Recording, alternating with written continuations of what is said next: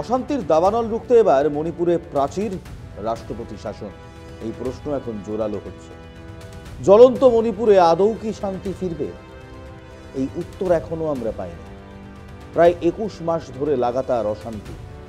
BJP শাসিত এই রাজ্যে বারবার আগুন জ্বলে উঠেছে, আর বিরোধীদের আক্রমণের মুখে পড়তে হয়েছে কেন্দ্রীয় শাসক দলকে। প্রশ্ন উঠেছে তৎকালীন মুখ্যমন্ত্রী এন বীরেন সিং এর ভূমিকা নিয়েও। এই ডামাডলের বাজারে আচমকা বিরাট ঘোষণা। সেই রাজ্যের মুখ্যমন্ত্রী বীরেন সিং এর ইস্তফা 9 ফেব্রুয়ারি। শোনা যাচ্ছিল বিধানসভা জিইয়ে রেখে 356 ধারা জারি করা হতে পারে। তখনই চিন্তা বাড়ছিল, তবে কি এবার মণিপুরে রাষ্ট্রপতি শাসনই হবে? সেই জল্পনাই সত্য হলো অবশেষে।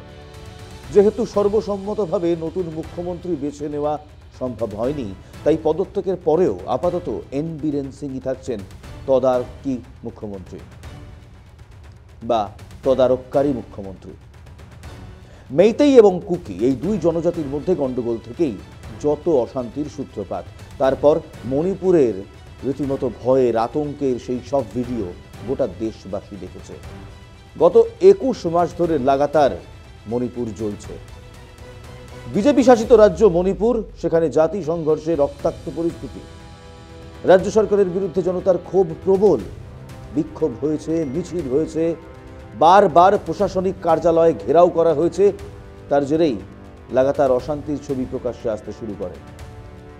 গত 1 বছরের বেশি সময় ধরে কুকি এবং মেইতেই এই দুই গোষ্ঠীর সংঘর্ষে শতাধিক মানুষ প্রাণ হারিয়েছে। আস্তে আস্তে ভেঙে পড়তে শুরু করে এই রাজ্যের আইন ব্যবস্থা। সংবিধানের 174/1 অনুচ্ছেদ রাজ্যের আইনসভাকে শেষ 6 মাসের মধ্যে অধিবেশন ডাকতে হবে। মণিপুরের শেষ বিধানসভার অধিবেশন বসেছিল 2024 সালের 12ই আগস্ট। সেই রাজ্যে অধিবেশন শুরু হওয়ার কথা থাকলেও বীরেনের পদত্যাগ করার কথা সামনে আসে। তবে এন বীরেন সিং পদত্যাগ করেননি।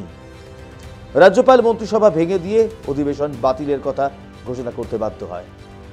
রাজ্যে রাষ্ট্রপতি শাসন জারি হওয়া আটকাতে 12ই ফেব্রুয়ারি দুপুরে নতুন মুখ্যমন্ত্রীর খোঁজ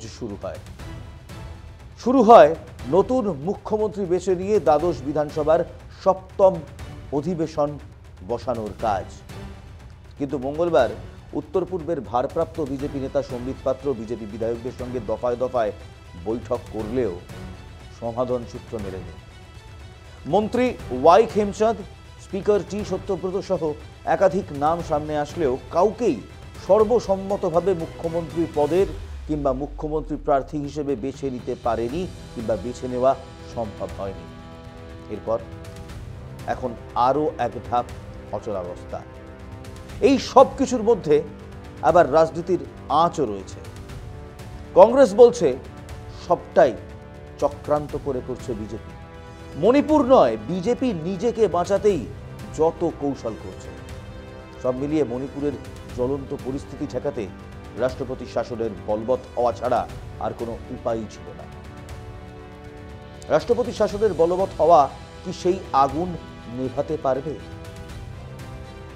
কুকি মেইতেই এই দুই জনজাতির সংঘর্ষ থামতে পারবে কিংবা থামবে? এখন সেই প্রশ্নের দিকেই তাকিয়ে রয়েছে গোটা ভারতবর্ষ।